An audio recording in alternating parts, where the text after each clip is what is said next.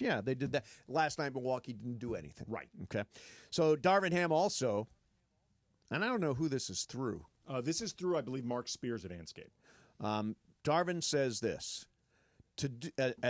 about getting fired by the Lakers. To do as well as I did, I swear to God, anywhere else I'm probably looking at an extension. I'm not talking feelings, just facts. They go from not making the playoffs to the conference finals, and we won the in-season tournament, which I think is less important. I mean, it's great. It's great. It was a nice moment, but does he have a point? If he were in another city, would he have gotten an extension based on what he calls those facts? I don't know if he would have gotten an extension, but I think he has a point that track record does not get you fired as quickly just about any other organization, the proof being the Lakers fire their coach more than just about any organization in the NBA. Like, Darvin, I think, is correct that he would have survived longer with his record as a coach just about anywhere else.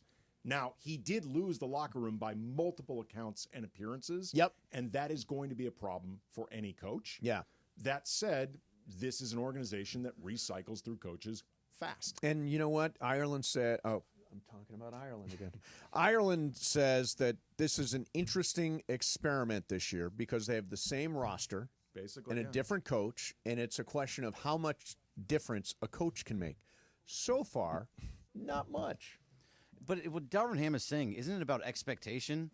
The Lakers' expectation is to win titles and to keep your locker room. If you go to Charlotte and you get to the conference finals, yeah, you're getting an extension. If you go to Memphis, you're getting an extension. It depends on where you are. Los Angeles, it's not just about getting it's not about getting swept in the conference finals. Right. It's about making it to the finals. Even most organizations that have had success, you don't get fired after 2 seasons, both of which you went to the playoffs, one of which you went to the Western Conference Finals. I mean, I think Darvin is correct about this. The Lakers maybe, we judge by championships, but there have been plenty of coaches who have survived longer having done less. Right. Is there a part of it, too, that you actually make the playoffs and they made the play-in for those years? Because you're not actually making into that top 6.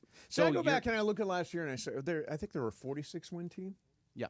Phil Jackson's first 2 years back when he returned, they were 7 seeds both years and got bounced in the first round both years. I mean, he's Phil Jackson. And he wrote it out, but he's Phil Jackson. Yeah, right, but a little bit of they were as opposed to a first-time head coach. My point being, though, they were also more patient then. Right. Like I think they recognized this is not a championship roster.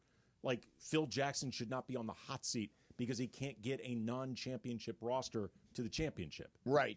I think if you go back and look at this, Darvin will be a head coach again, I think. I would be stunned if he doesn't get another chance. And I think he'll get better at it. Yeah.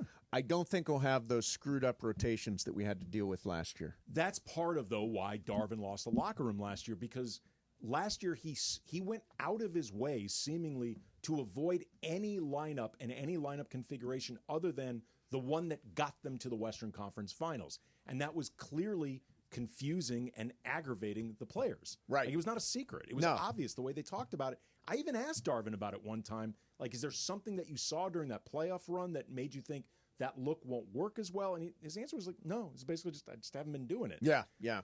That is going to upset the players, especially when they're told continuity, continuity, continuity. Yeah, and this year we've got continuity, except at head coach, and we've got basically the same record. I think there's one game difference between where the Lakers are now and where Darvin was at the same point last year. If they win tomorrow against Sacramento, they will be the exact 15-12. There you go. Is that a good thing? Well, no. No, right. I don't think that's... By the way, if the idea is let's see what difference a head coach can make, it really is apparently none. Well, as of right now, as of this moment.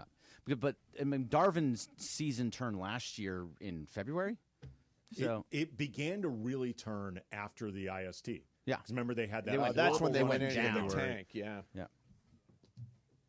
15-12. 15-12. All right.